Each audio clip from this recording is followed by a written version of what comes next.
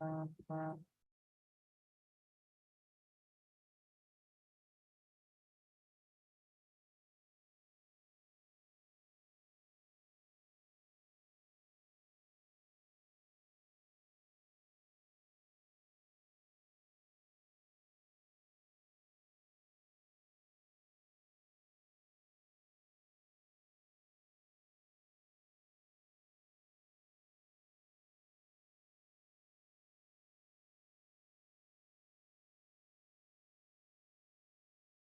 I audible? Yes, sir, you are. Okay.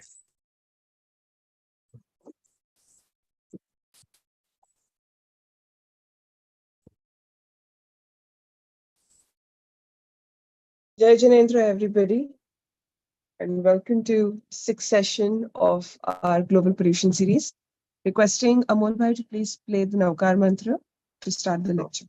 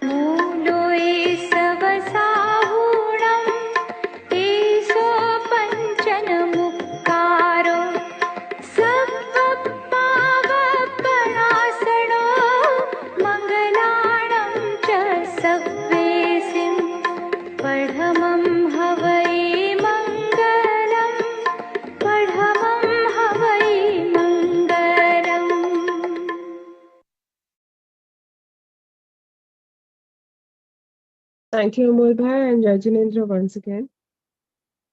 I hereby invite Dilip Shah to kindly introduce our speaker for the series, Bipin Uncle. Over to you, Dilip Bhai. Jai Janendra.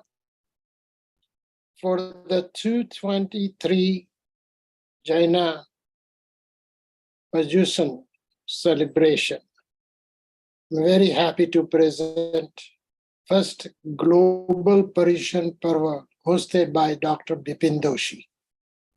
The theme for the series of the lectures is Jainism Simplified. Dr. Bipin Doshi was an invited scholar to the 2023 Jaina Convention.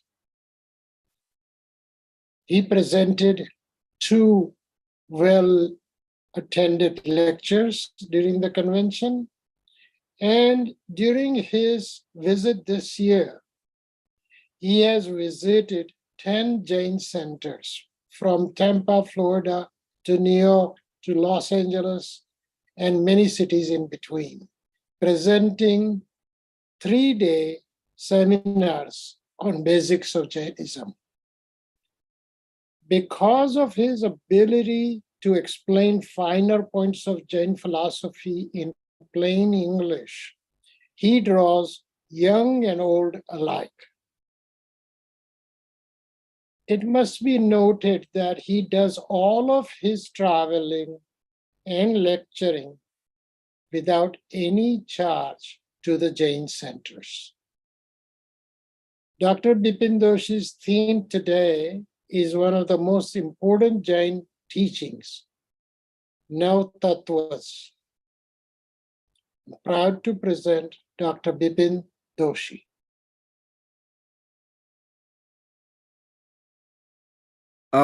Thank you, Dilip Bhai and my team. On the request of a number of people, today I am trying to introduce basic Jain philosophy, that is Tattva. Some of you who have never read about Jain philosophy may find it slightly difficult. but I'm sure that I'll try to make it as simple as possible, because the theme of our lecture series is to teach you or explain you the fundamentals of Jainism in a very, very simple possible language. Today's topic, as Dilipa has rightly mentioned, is Nav Tattva. Nav Tattva is, in Degam Parampara, is many times called 7 Tattva and 9 Padarth. It's only the difference of nomenclature, otherwise the things are same. I'll share the presentation.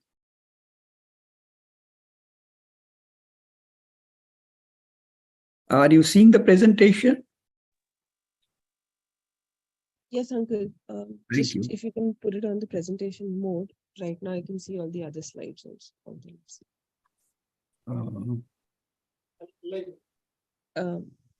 The button on the Okay. extreme right. Yeah. Yes. Okay.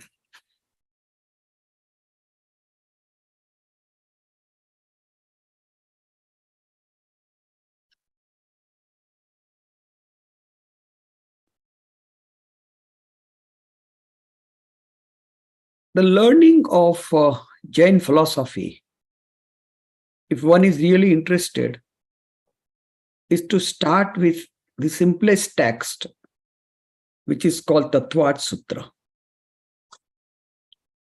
Pujya Umaswati, probably in the 2nd century, wrote this very small treatise of 10 chapters, which encompasses the total understanding of Jain philosophy. The learning starts with a very simple sentence which says, Samyak darshan gyan charitrani moksha marg. The ultimate aim of our learning or of our practices or our principle is to attain liberation. Now, when we use the word liberation, what do we mean by liberation? The word liberation can be translated into a word like mukti, moksha, and many other words. But here the question comes that liberation from what? If somebody asks to describe moksha, the scripture would say that it is eternal happiness or eternal bliss. And when you ask what that eternal bliss is all about, then probably the question would be that you cannot explain this. It is something which is to be experienced. Again, my youth would not get convinced with this. So I usually use the word, it's absence of misery. And obviously, that part is probably understood by all of us. That each and every living being has miseries, and to get rid of these miseries permanently is called liberation. That means you liberate yourself from the various kinds of miseries. And in my previous lectures, I had explained you that what are the miseries that which we all have, irrespective of your status, irrespective of your what being you are, whether you are a human being or you are animal. Everyone has to grow, be old. Everyone has to have some kind of disease. And at the end of the day, everybody has to die. This is something which happens for everyone. That's why these three are called unavoidable miseries, which all living being has to go through. And Tirthankar Mahavir, in his Chintan or contemplation, he found that why do we face all this thing? And the simple answer was because of the birth. If there is no birth, there is no death. And with the theory of deduction, like a good mathematician, he said that we should not have a rebirth. And not to have a rebirth is considered as a moksha. So Swati starts with Samyak Darshan Gnan Charitrani Moksha Marga. That means if you want to liberate yourself, you need to have a right faith, right knowledge, and right conduct. I will tell you about the right faith, but before that, right knowledge. What is right knowledge? Simply right knowledge is that rational knowledge which takes us to liberation. What is Samyak Charitra? That is the right conduct by which we achieve liberation. So these two words are simple to understand. But what is right faith? Usually, in our normal talk, when somebody asks you, what is right faith? Then we say, right faith in right guru, right deva, and right dharma. Deva, guru, dharma. Sache deva, sache guru, sache dharma. This is a practical definition. But the definition as given in Tatvas Sutra says that Tattvartha Shraddhanam Samyak Darshanam. It means faith in Tattvas is Samyak Darshan. It does not say faith in any Deva. It does not say faith in any Guru. It does not say faith in any Dharma, etc. Right? Focus is on Tattva. That means if you have the faith in these 9 Tattvas or 7 Tattvas as Digambar Parampara mentions, that is called Samyak Darshan. And your spiritual elevation or enlightenment starts only and only after you attain Samyak Darshan. So faith in these 9 Tattvas. What are these 9 Tattvas? And what is the meaning of Tattva? Tattva means those essentials which we are supposed to know if we want to liberate ourselves. Again, I'll use the word. These are the 9 concepts, 9 things, 9 explanations, 9 essentials which we must know before knowing liberation. I'll give you a simple example. Suppose you want to prepare one sweet, any kind of sweet. Then you are supposed to know what kind of flour you need, how much sugar you need, what kind of ghee you need, what kind of, the utensils you need. You are supposed to understand each and everything before you want to prepare that sweet. Similarly, if you want to achieve liberation, these are the 9 tattvas that you are supposed to know. And learning of 9 tattva is almost 95% of learning of Jain philosophy. So what are these 9 tattvas? The first slide shows you. Tattvas are, it starts with Jiva, Ajiva, Punya, Papa, Asrav, Samvar, Bandha, Nijera, and Moksha. I will repeat, Jiva, Ajiva. Here when we say Ajiva, our focus is karma. Punya, Papa, Asrav, Samvar, Bandha, Nijera, and Moksha. I will try to explain you all these 9 words in a most possible, simple explanation. Now suppose somebody asks me that, sir, I want to read about the Jain philosophy. How do I go about?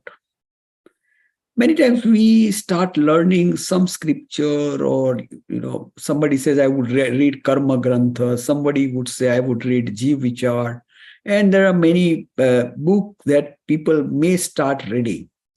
But there is a definite plan by which you can learn Jain philosophy. I would say, the alphabet has to learn in its chronology. You cannot just start something. Because I know that there are many people who start learning something and then within 15 days they come and tell me, oh, nothing goes in my head. Because you have not learned alphabets. I remember a small story. There was a small boy who was doing the prayer in the church. He made the prayer for about 15 minutes. And there was a priest standing beside that boy. And he was wondering how this little boy is narrating or reciting the prayer for 15 minutes. After completion of that recitation by the boy, the priest asked him, which are the prayers that you know? I'm so glad that your parents has taught you so many prayers that you are continuing for 15 minutes. The child looked at the priest and he said, I don't know any prayer. The priest was surprised. They said, what are you doing for 15 minutes? He said, I was only muttering the alphabets and I told God to create the prayer out of it. Unless you do not know the alphabet, it is very difficult to learn Jainism. Suppose I use the word Gnana, Varniya, Adi, Karma. When we use the word Gnana, Varniya, Adi, Karma, it means that we are supposed to know all 8 types of karma. Suppose the word which is used is Narakadi, Gati. That means we are supposed to know all 4 types of Gatis. Suppose the word which is used is Krodhadi, Kashaya. Then we are supposed to know all 4 kinds of Kasai. So these learning of alphabets is very important. And how do we go about it? The first topic which you should always read is 6 Dravya or real. And that tries to explain you who am I. When I want to understand that who am I in this existence, I also should know the existence. What are the 6 Dravyas which are present in the universe? Jiva. And in Ajiva, we talk about 5 Dravyas. Pudgal, Dharmastikai, Adharmastikai, Akas and Kal. And of these 6 Dravyas, I belong to Dravya which is called Jiva. And there I belong to categories of one category which is called human being. So unless and until I do not know who am I cannot understand what my goal is all about. So the first topic one should learn is 6 Dravya. The second topic is 9 Tattva or essentials or the essence. It means essentials to know liberation. In my third lecture, I tried to explain you who am I. And in today's lecture, I will try to explain you 9 tattvas or essentials to know liberation. I probably don't have a time to teach you the third topic, which is called Ratnatrayi or 3 jewels. But I'll explain you what is all about. Ratnatrayi is how to achieve liberation. First of all, I know who am I, where I also understand that what is my goal. And to achieve that goal, what are the essentials to be known is 9 tattva, the topic which we are going to discuss today. And how to achieve that is called Ratnatrayi. Uma Swati starts with Ratnatrayi actually, because he raises the question. Samyak darshan, gnan, charitrani, moksha marga. That means there are 3 jewels which you are supposed to know to learn about the moksha. First is Samyak darshan, second is Samyak jnana, third one is Samyak charitra. Samyak darshan is rational faith or right faith. Samyak jnana is again right knowledge, which takes us to the liberation. And Samyak charitra includes, obviously it includes a lot of many things, but the 3 important things which are included in Samyak charitra is the first step of enlightenment, which is called Marganusari, be a good human being. The second step is Shravakachar, be true Shravak. And the person who wants to be true Shravak is supposed to follow 12 vratas of Shravak. And from there, the second stage is Shramanachar. That means take Diksha, take Sanyam, and follow the 5 major virtues. Very few people can do this. So, Ratnatrayi is Marganusari, Shravakachar, and Shramanachar. And once you do these 3, you really want to understand at what stage my spiritual enlightenment is there. And to understand that, there is something which is called Gunasthan, the parameter for the self-assessment of the spiritual progress. So if you learn these 4 topics in a chronological order, that will help you to understand the philosophy of Jainism. Many times we feel that doing the ritual is dharma, or doing the ritual is all that we are supposed to do. True, I am not saying or I am not denying about the ritual part of our part, which is essential part of our dharmic kriya or our dharma, but it is very essential to know that why am I doing samayik? Why am I doing pratikraman? Why am I doing upvas of fasting?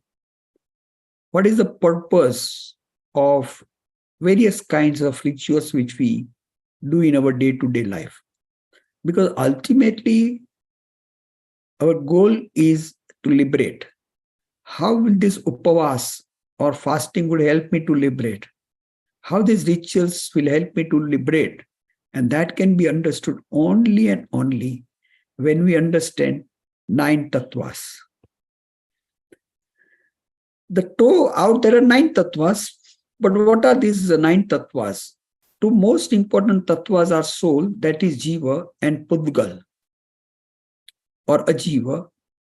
And when we talk about Ajiva in the chapter of tattva, it means karmic particles.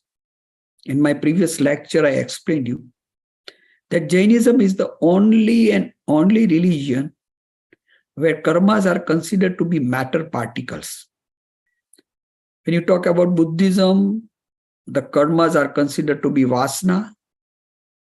When you talk about Vedic philosophy, they talk about karma as an impression, which are imprinted on your soul. But the only religion which talks about karma as the matter particle is Jainism. Out of these 9 tattvas, the 2 are most important. That I am supposed to know Jiva. Jiva means living being. We are all living beings. What am I? And Pudgal. We are made up of 2 things. The consciousness that we call Jiva or the soul, and body. Body is matter. It's Pudgal. Body consists of oxygen, hydrogen, nitrogen, all minerals, etc., etc. If there is no consciousness within our body, then it is a matter. So we are, like 2 things together, matter and consciousness. So these 2 most important tattvas or most important concept has to be understood. Then what is this consciousness? And what are these karmas? Now the remaining 7 of all 9 are showing us the relationship between the consciousness on one side and karmic particle on the other side. If the karmic particle coming, then it is called ashrav. If they are going, it is known as Nijera. If they are bonded, it is called as bandha. If there are no karmic particle, it is known as moksha. If we do something by which we avoid the inflow of karmic particles, it is known as samvar. So to understand that 2 are most important tattvas and all 7 are showing the interrelationship between the consciousness on one side or soul on the one side and karmic particle on the other side. They also tell us about whether karmic particles are good or bad. So Jainism is one religion which explains you three things: bad, good, and pure. If we read Vedic literature, it talks about bad and good, Duskrutya and Satakrutya. Jainism goes a little beyond that in one concept which is called pure: Ashubha, Shubha, and Suddha. In simple words, we are supposed to avoid anything which is bad, Ashubha, and we should do everything which is Subha. But again, we go further that from Subha you have to become Suddha. So understand what is good and what is pure. Punya is good, moksha is pure, in simple terms. So we should not deny good, but our ultimate aim also should not be good, it should be pure. And that's why many times we say that the ultimate goal is not bad or good. The ultimate goal is pure. The whole study is about the bondage of karma with our consciousness. So let's now navigate through the simple meaning of this 9 tattvas. Friends, I know that this is a bit difficult for those who have never understood or never tried to understand the philosophy of Jainism. Bear with me. Try to imbibe as much as you can. And probably a day will come when you will be able to understand how Tirthankar Mahavir has gave us this wonderful philosophy of liberation. As I told you, 9 tattvas with their simple meaning. Jiva is the soul or living being, which we call consciousness. Ajiva is a non-living substance. Here we mean karmas. Ashram, activities for influx of karmas. Bandha is the activities for bondage of karmas. Coming of karma is ashram. And binding that with our soul is called bandha. It's like, depositing the check. You get an information from the bank that so-and-so check has come in your account. And next step, you get an information that this has been credited. So ashram and bandha.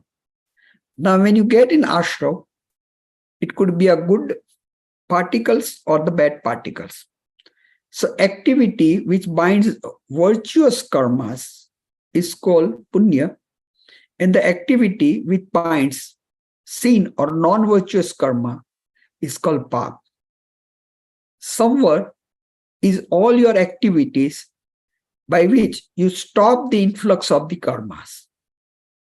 Nijera is all that activity in which you start the partial exhaustion of shedding of karma. And moksha is the state where there are no karmic particles with your soul, which we called liberation. The 3 words which we used is Gneya, Heya, and Upadeya. Gneya means those to be known. Jiva and Ajiva, both are to be known. Heya means those to be avoided. Ashram and Bandha. Because ashram also consists of punya and pap. So should we avoid punya? We'll explain that. Upadeya meaning those to be adopted. Samvar, Nijera, and moksha. Now here I have mentioned punya is upadeya for beginner. In the beginner it is upadeya. Upadeya means to be adopted. But heya for ultimate spiritual advancement. Because when you want to have the final state of your goal, that time you don't need punya. You have to be pure. So you don't have to have any karmic particle. This concept is a bit confusing for Jains.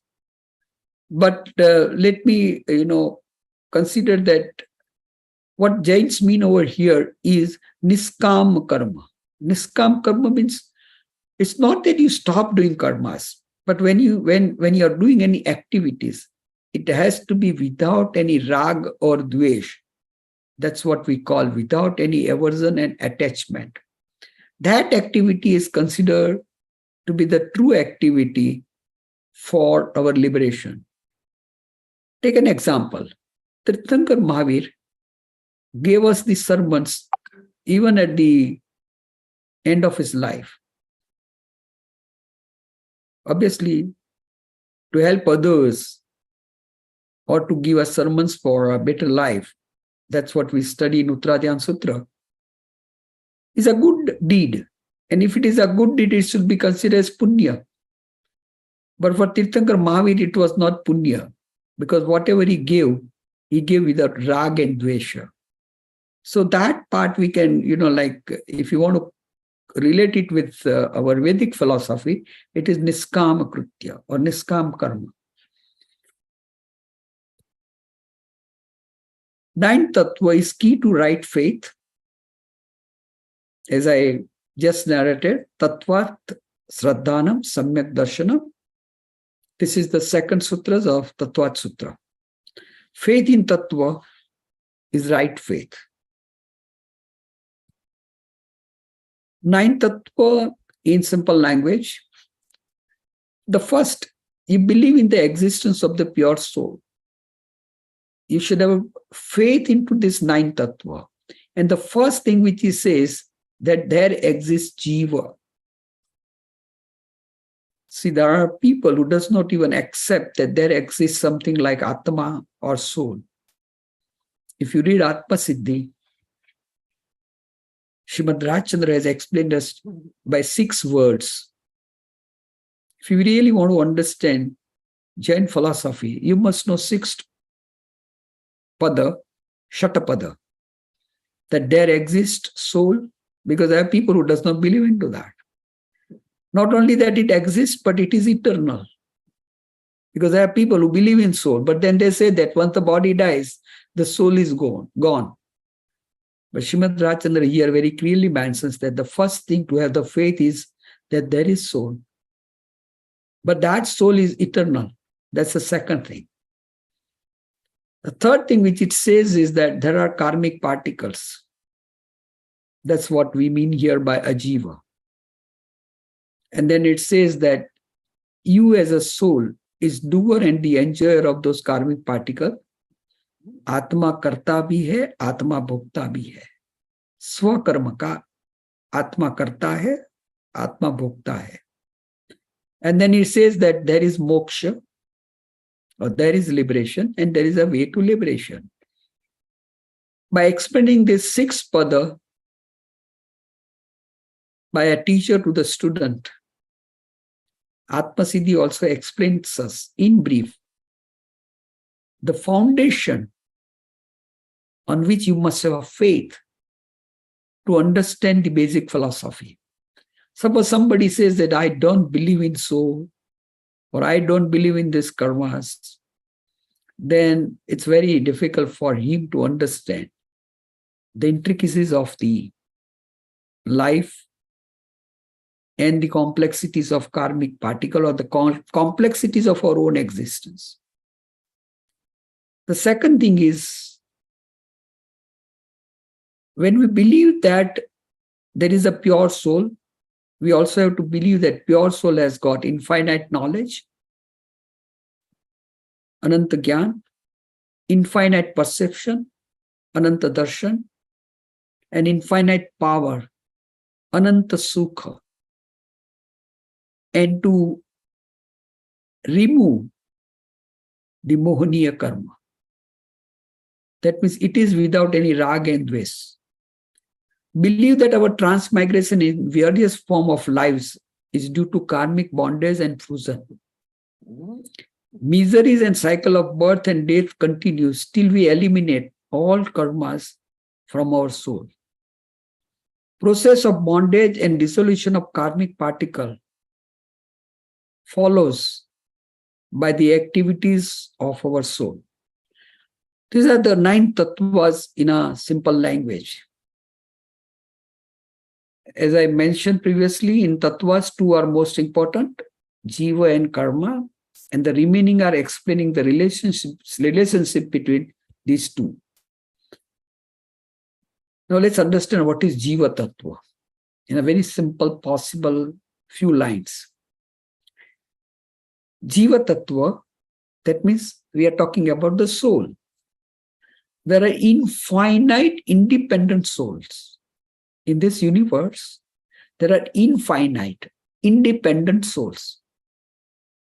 The second presumption is that from eternal time, they are bonded with dense karmic particles. That state is known as nigodhyas or nigod. They transmigrate from one type of living beings to another types of living beings. That is from one gati to another gati, according to their karmic fruition. In various forms, the bonded souls suffer from miseries. A soul devoid of any karmic particle is known as a liberated soul, having infinite bliss with infinite knowledge, perception, and power. Ananta Sukh, Ananta Gyan, Ananta Darshan, and Ananta Virya. Ratnatrayi, each jiva has potential to liberate through right faith, right knowledge, and right conduct. Samyak Darshan, Samyak Gyan, and Samyak Charitra. Samyak Darshan, Gnan Charitrani Moksha Marga, which is the first stanza of Tattva Sutra. Each liberated souls are in equal states and have independent existence. Why we are mentioning this is because when we take the Vedic philosophy, there the liberated soul merges with Paramatma. Atma merges with Paramatma. That is the understanding of Vedic literature. In Jainism, we say that each liberated souls are independent even when they reach moksha or siddhashila. What is karmas? Karmas are pudgal, Ajiva matter particles. Sometimes it confuses us. What are we talking about? Ajiva matter particle, karmas. But yes, this is the science of liberation, where Tirthankar has taught us very, very clearly that you are supposed to understand the consciousness on one side and this matter particle and the relationship between these matter particles with this consciousness. These are the particles which gets attached with our consciousness and changes the state of our consciousness. Like suppose we have a water in which we put a blue color, it looks blue. Put a red color, it looks red. You put a black color, it looks black. So there is a water and there is a color. Similarly, there is a jiva and there is a matter particles which are known as karma. Karmic particles are much subtle than known minutest particle of present science, like neutrons, photons, bosons, etc.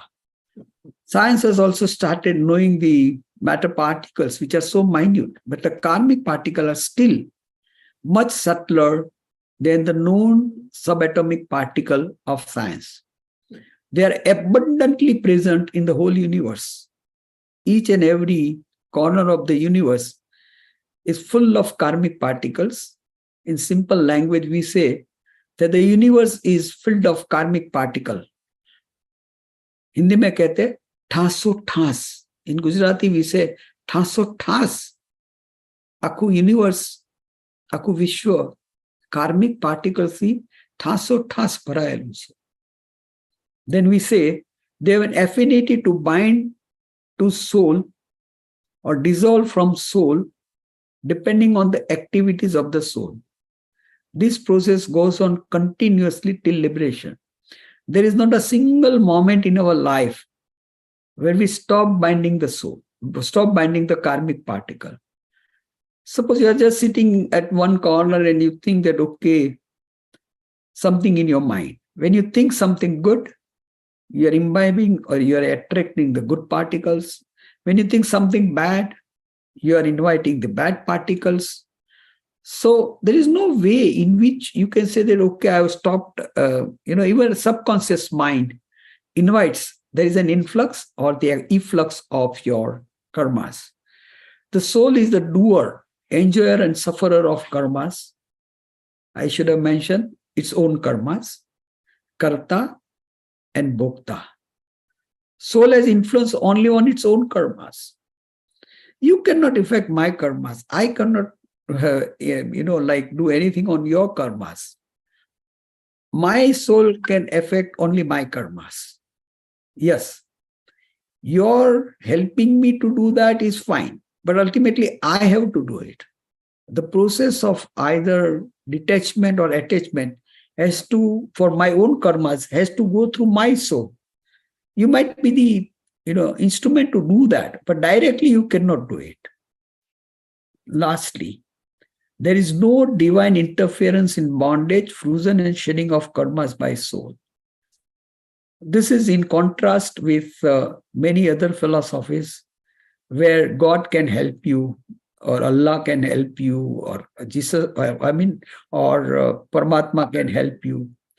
Jainism believes that in non-existence of any kind of God or divine power which can interfere in your bondage, fusion, or shedding of karmas. That means you are the writer of your own destiny. Nobody writes your destiny. That's what is the basic foundation of Shraman tradition. Both Buddhism and Jainism are called Shraman tradition, which slightly differs from the Vedic tradition in belief of Creator God. Lastly, each soul has potential to liberate. Again, one very important is each soul has innumerable pradesas, or you can say the points. On in each of these pradesh, there could be infinite karmic particles. It looks a little confusing, but try to understand that the soul consists of innumerable pradeshas, asankhyat pradesha, and on each of these pradesha, there could be infinite karmic particles. Look it from the scientific perspective, that there is a small, very minute space point of the soul, and on that space point, there could be infinite karmic particle. And this process of attachment and detachment, partly at what is attached, little less is detached, what is attached, little more is detached, and this process continuously goes on. So there is a attachment, bondage, detachment, attachment, influx, bondage, bandha, and detachment. That is Nijera. This is a continuous process. When some people, ask me, what do you mean by Jainism is a scientific religion? And I always say that it's not about that plants have a life and all that. That's fine. That's one part of it. But what is very important part is that Jain philosophy can be understood only when we understand that there is one type of existence which is called consciousness, and there is another type of existence which is called karmic particle, and the relationship between these two. Now you might ask me where this dharma is all about. When I do samayik, what karmic particles are attached and detached? When I do pratikraman, what karmic particles are attached and detached? When I do the meritorious activities of the punya, what karmic particles are attached and detached? When I do the demeritorious activities or the sin, what particles are attached and detached? And which particles when come into fusion? Suppose, I give you a very simple example. Suppose I help somebody. When I help somebody or when we help somebody, we attract, or there is an influx of the good particles, what we call punya. Now, once this particle has got attached with our soul, it will come into fusion. A day would come when it will be exhibited. And when this particle is exhibited, you will have the labha, or you have some gain in your life, good things. And that is called punya. Now, usually we use the word punya udaya. Punya udaya means what? That there was a time when I bonded the meritorious karmas.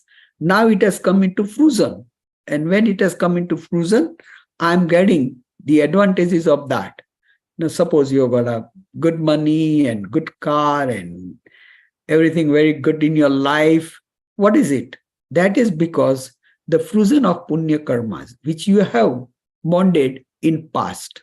So each soul has got innumerable pradesas, space point of or the points on its soul, and each point has got a capability to attract the infinite karmas on that. There are 8 types of karmas.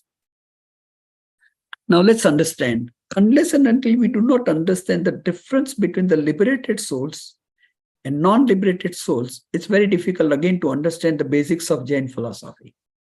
I'll give you one simple example.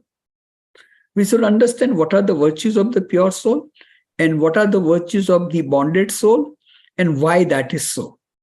Let's take one example from here. That a liberated soul has got infinite knowledge, which we call Ananta Jnana. We as a non-liberated souls also have a Jnana, but our knowledge is limited. And why our knowledge is limited? Because we are bonded with Gnana Varniya Karma. There are karmic particles which covers the virtue of knowledge present in our soul. Similarly, there are karmic particles which covers our potential of darshan or perception, which is called darsana varniya karma. We have an infinite power, but that power is obscured or limited by the karmic particle, which we call antaray karma. And there are particles which obscures my faith and my vitrakta. A faith and my conduct of vitrakta. Vitrakta means I have no rag or dvesh. I have no attachment or aversion to anything. And that karmic particles are known as mohaniya karma. So these 4 karmas, that is Gnana Varniya karma, Darshana Varniya karma, Antaray karma, and Mohaniya karma are the particles which affects directly on the virtue of my soul. And that's why these 4 karmas are known as Ghatiya karmas, Ghati karmas, because they have a capability to directly attack the virtues of our soul. These are the 4 karmas. Now there are another 4 karmas. Because of the previous 4 karmas, which are called mula karmas, there are 4 added or ancillary karmas. Because of those 4 karmas present there, we have a physical body. And this physical body comes because of nama karma. It tells us about what physical body we are going to have, whether we are going to be a human being or we are going to be. Then we have got Ayushya karma. Ayushya karma also decides our lifespan. I'm sorry, there is a mistake over here. Ayushya karma decides both lifespan and gati. The gati mentioned over in the 5th column has to be in the 6th column. There's a typographic error. So my Ayu karma decides what kind of gati I will have and what kind of lifespan I have. Nama decides the structure of my being. That means whether I am going to be a human being or I am going to be a Tiriyansh, and etc. etc. So Nama karma, the structure of the body, Ayu karma, the lifespan of that body, and also what kind of body, which kind of gati, which we are going to have. The Gotra karma describes our status. Oh no, we all have a dissimilarities. Obviously, Siddhas does not have any dissimilarities. Siddhas does not have any physical body. Siddhas or the liberated souls does not have a cycle of birth and death.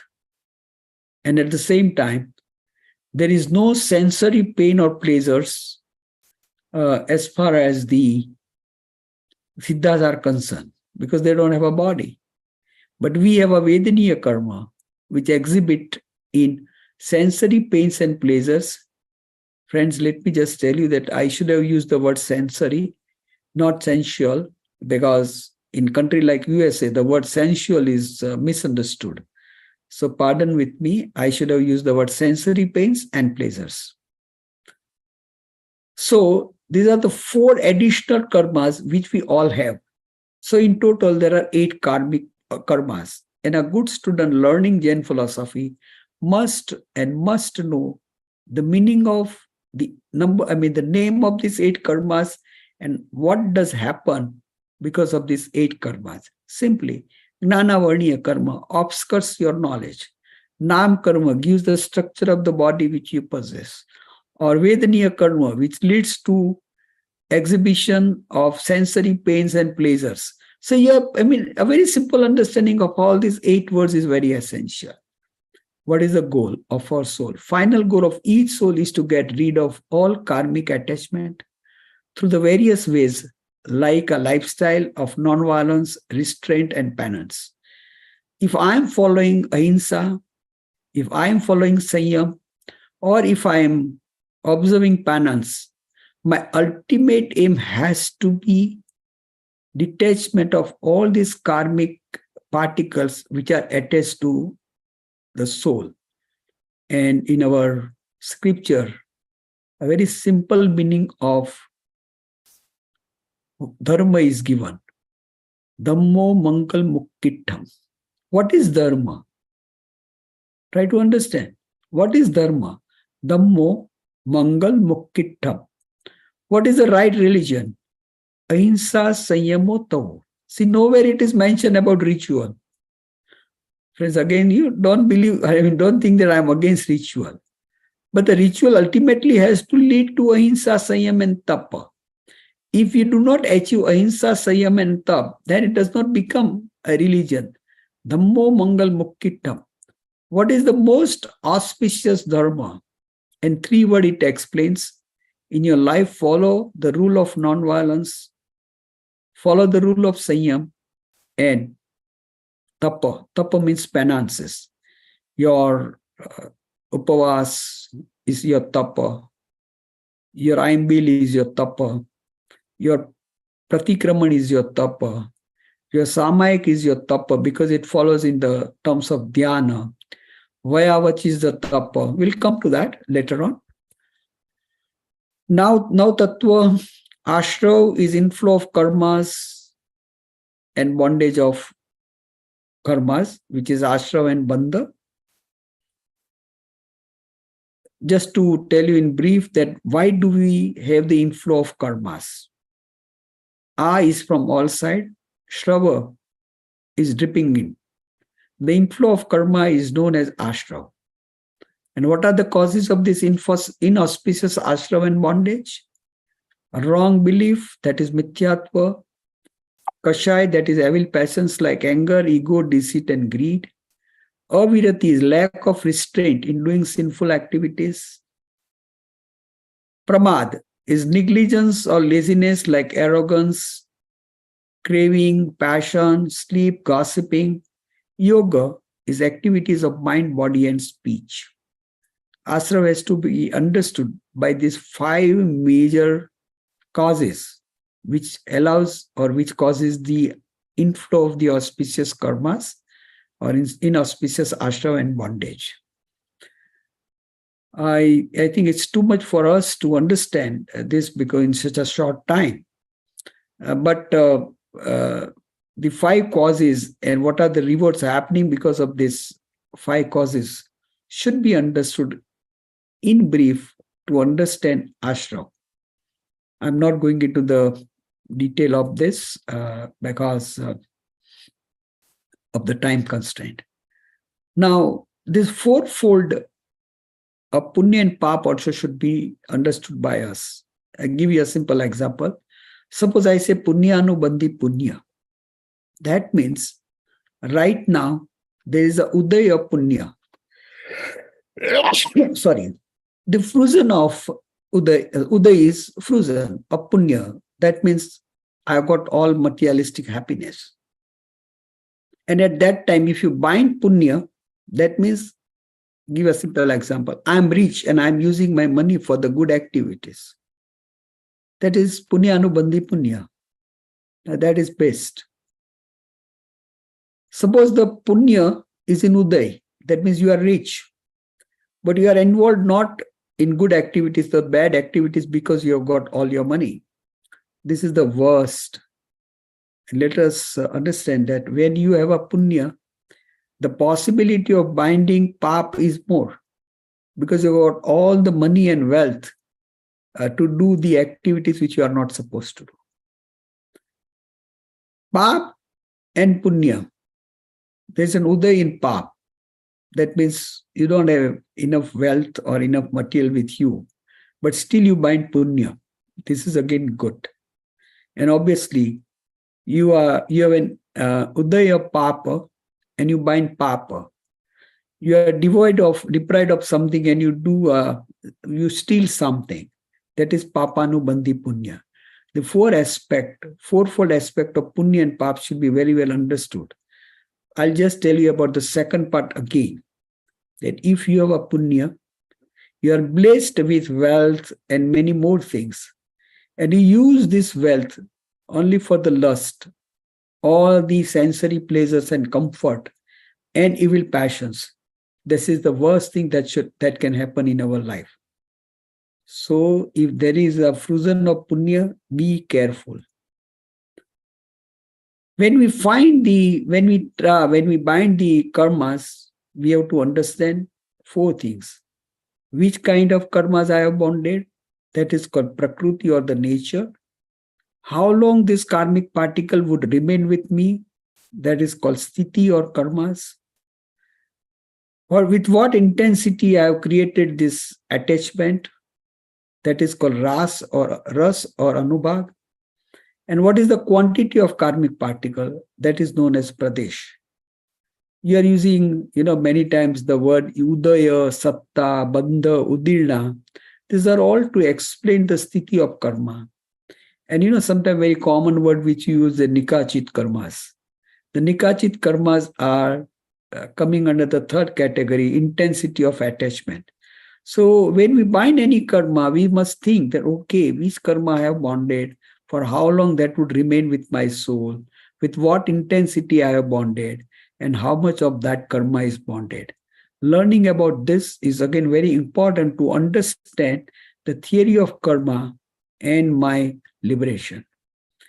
Obviously, there are other important words which you should learn about the karmic particles and the relationship between the soul. Sankraman is where your soul converts your bad karmas into good karmas. Apavartana is by activities by which you decrease your karmas. Upavartana is the activities by which you increase your karmas. Upashama is that activities by which you subside your karmas. Kshaya is destructing your karmas. Kshayopsham is both destruction and subsistence of the karmic particles going together. Samvar is prevention of incoming karmas. Nijera is partial eradication of acquired karmas. And moksha is complete eradication of acquired karmas. Samvar actually focuses on the activities of the monk. It involves very strict discipline, mainly for monk, difficult for the householders to follow. But householders should try to do as much as we can. Minimize the attachment and aversions, that is rag and dvesh, or four kashai, anger, ego, deceit, and greed. And this could be achieved by the equanimity. Samatha bhav is the foundation of samvar. Activities in samvar can be really, the opposite of the causes of bondage or influx. Samyakatva, vratas, apramad, less kasa, and control on yoga. However, to explain this into more detail, Tirthankar Paramatma told us about the 5 types of samitis where you are careful about your activities, where you don't indulge into any kind of violence. 3 guptis are related to restraint of activities of mind, body, and speech. And 20 parishahajaya, winning over the adversities. So a person who is doing samvar is supposed to follow strict non-violence. He's also supposed to follow the sadhu dharma by 10 activities or 10 yati dharmas. What are these 10 yati dharmas? Panch Mahavratas, avoidance of 4 kashai, and involving yourself into tapa, penance. Panch avrata, 4 kashai, and tap, or Panch vratas, avoidance of 4 kashai, and tap are known as 10 yati dharma. And the 12 bhavanas includes continuous mental contemplation on 10 spiritual thought, which we call, which starts with Anitya Bhavana, Bodhi Durlabh, and that's the last one. So there are 12 bhavanas. And steps of liberations are 5 types of charitra or conduct. Iriya Samiti, Vasa Samiti, Esna Samiti, Adan Nikshep Samiti, Utsarga Samitis. Be careful while walking, speaking, while taking the arms, when you are taking something or putting something, or indisposing your body waste. 3 guptis are Manogupti, Vachanagupti, Kaya Gupti. Proper control over your mind, speech, and body activities. 20 Parishajayas are winning over your adversities like thirst, hunger, severe cold, hot, etc.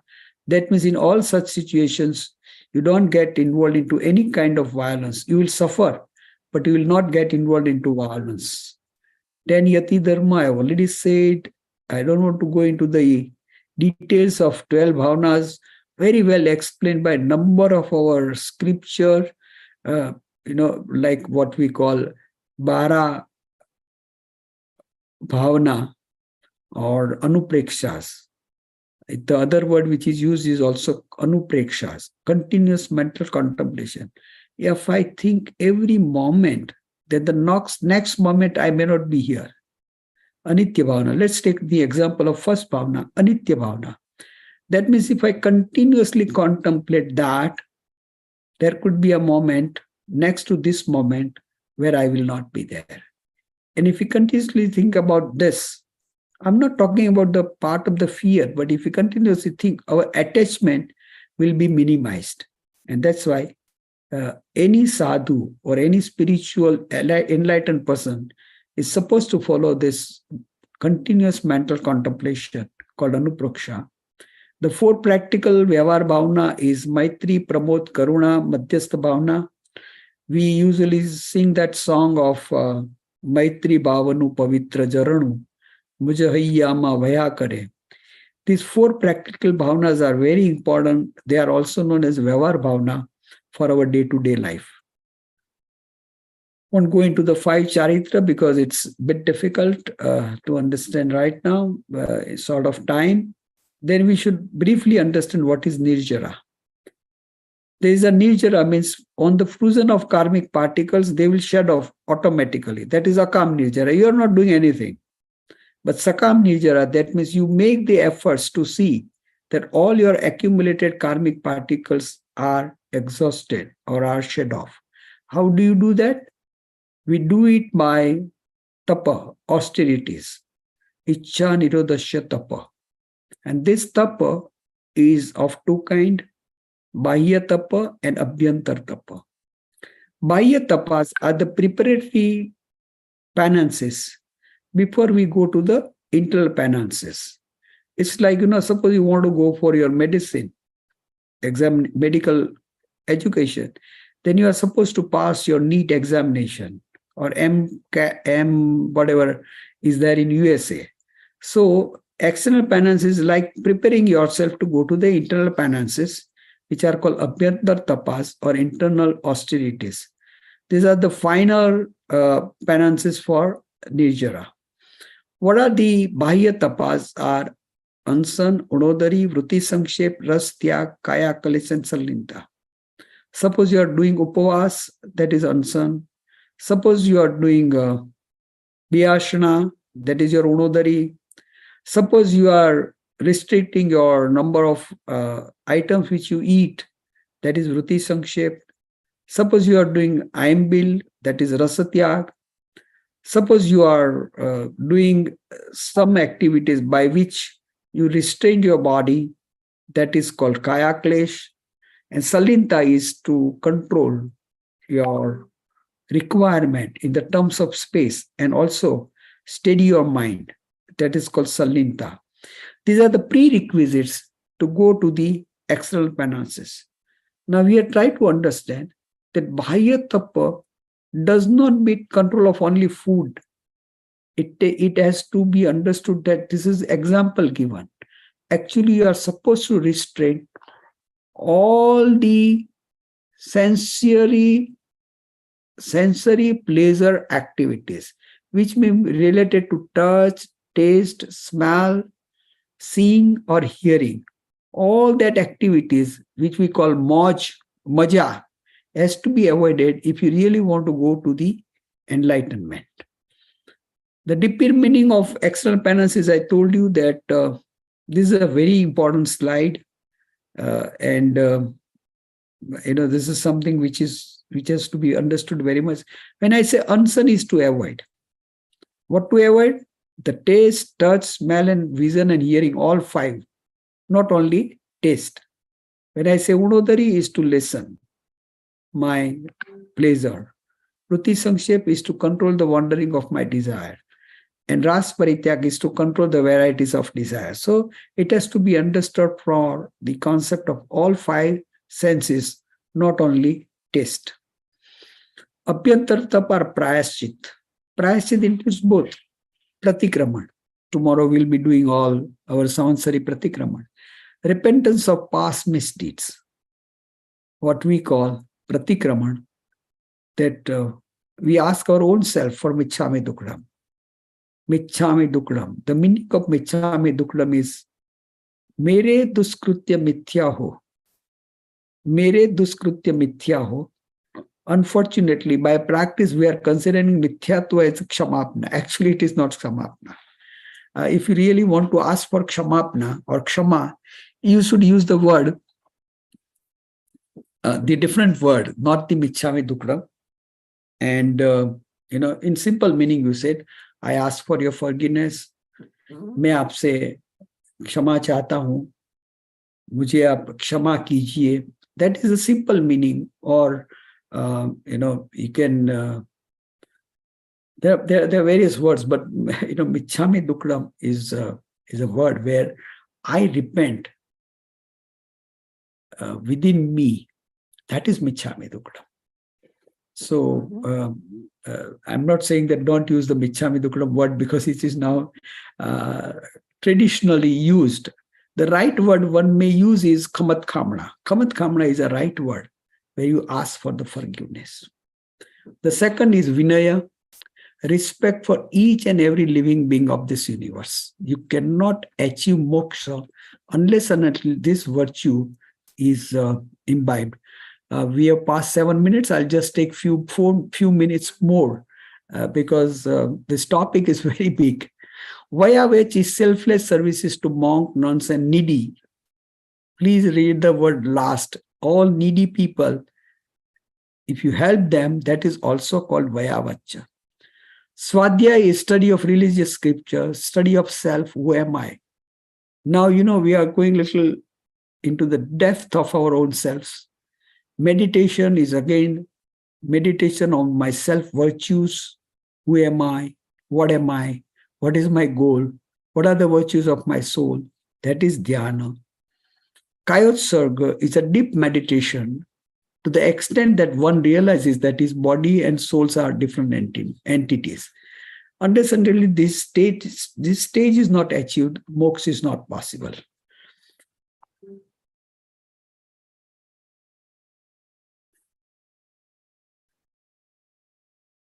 Moksha is total liberation. When the person gets keval jnana, he has not his body yet. And when he becomes kevali, he destroys 4 ghati karmas, which we have discussed in previous slide. Nanavarniya karma, Dasnavarniya karma, Antray karma, and the worst, which is Mohniya karma, are all destroyed when you become keval jnani or kevali. But at the end of your life, or at the end of that kevali's life, he becomes omniscient. He has already become omniscience, but all the remaining 4 karmas. That is his remaining lifespan, his body, his dissimilarities with the others, and his Vedani or Vedaniya karmas, Sata Vedaniya or Ashata Vedaniya karma. This he would get rid only when he leaves his body, and that is called Siddhas. So moksha is in 2 states, Ayogi Kevali and Sayogi Kevali. Sayogi Kevali and Ayogi Kevali. Tirthankar Mahavir, at the time of his Keval Gyan, which was at the age of 42, he became Keval Gyani, destroyed all his 4 Ghatiya karmas, and for the remaining period of his life, that is 30 years, he remained in a state of Kevali. Also, he was a Tirthankar. And at the end of his life, he becomes Siddha Bhagwant.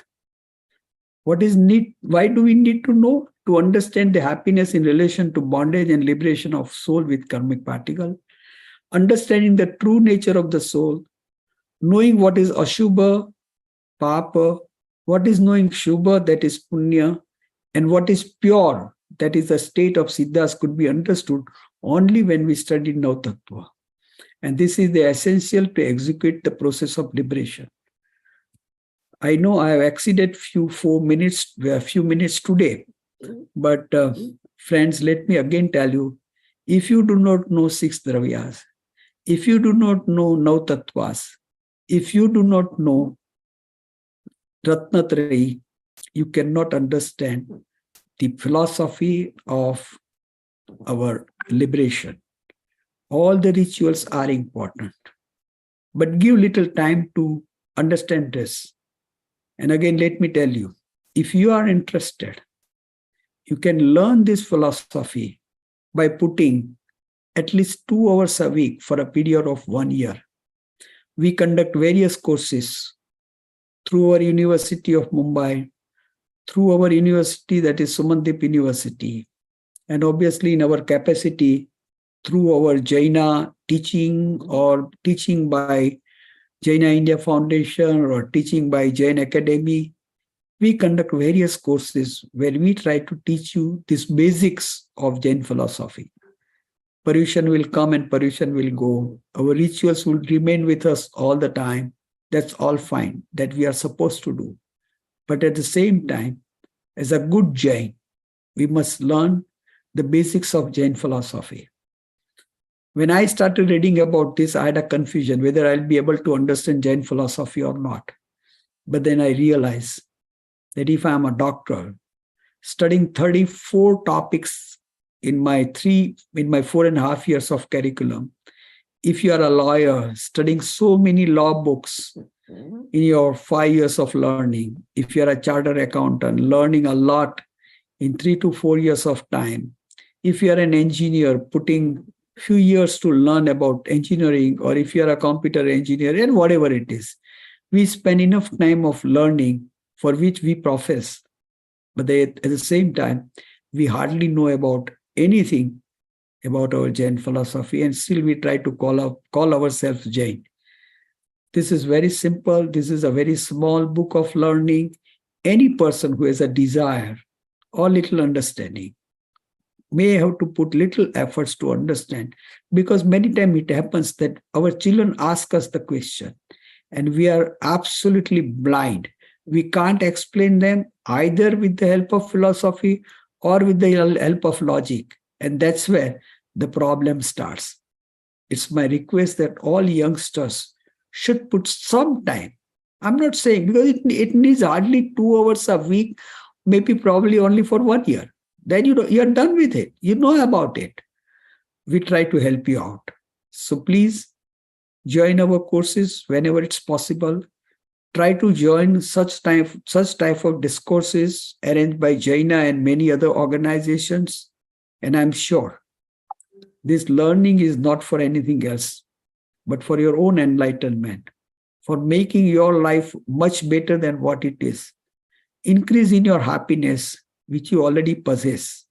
Obviously, that would create a society which is harmonious, a family which is considered to be a very good family, and obviously the self-satisfaction and the self-bliss. Thank you very much. tomorrow, I'm going to answer a lot of questions which are posed by you people in last 6 days, including today. And also, one question has come, very important question, and that is whether I should be rich or not. A very important question. Most of us are, I'm not using the word rich, but most of us, Jain community, are considered to be resourceful people, having good wealth. So there's a big question about being wealthy or not being wealthy. What was the science or what was the teaching of Tirthankar Mahavir as far as the wealth was concerned? With some of the agamic reference, I will try to explain economics of Tirthankar Mahavir. So tomorrow our topic would be very small, economics of Tirthankar Mahavir. And at the same time, there are so many important questions are posed by you people, which I will try to answer whatever is possible. So again, thank you very much. Thank you to Jaina. Thank you to Harish Bhai, Dilip Bhai, who are instrument to start this global Paryushan Parva lecture series, and my team, Amol, Vishal, Dhruti, Kavita, and all of you for attending this. Thank you very much. Sarva Mangal Mangalyam, Sarva Kalyana Karanam, Pradhanam Sarva Dharmanam, Jainam Jaiti Sasnam, Jainam Jaiti Sasnam. Sorry to exceed 16 minutes today. Thank you very much. 16 minutes, but you ran a knowledge marathon. Very few undertake such vigorous activity. Thank you very much, Bipin bhai. See you tomorrow. Thank you.